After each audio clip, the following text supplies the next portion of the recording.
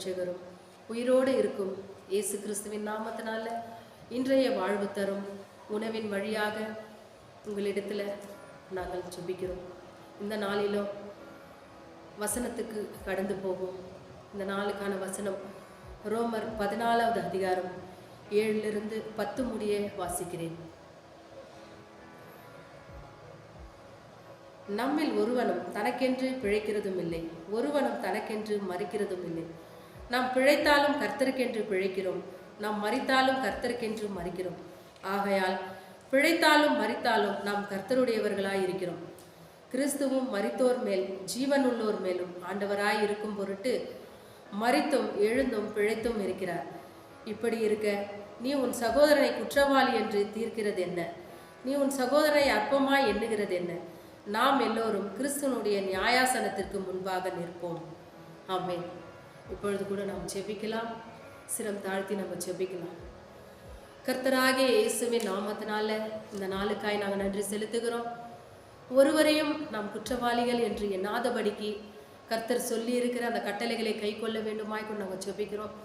இந்த நாளில் பார்த்து கொண்டு இருக்கிற ஒவ்வொரு ஜனங்களுக்குள்ளும் கர்த்தருடைய சுவிசேஷம் செல்லணும். அவர்களும் இரட்சகரை ஏற்றுக்கொள்ள வேண்டும். அவர்களும் எல்லா காரியங்களிலும் அவர்கள் வெற்றி பெற வேண்டும். இந்த நாளிலே ஆண்டவர் கூட இருந்து அவர்களை ஆசீர்வதிக்க வேண்டும். அவருடைய எல்லா தேவைகள் எல்லாம் சந்திக்கப்பட வேண்டும்.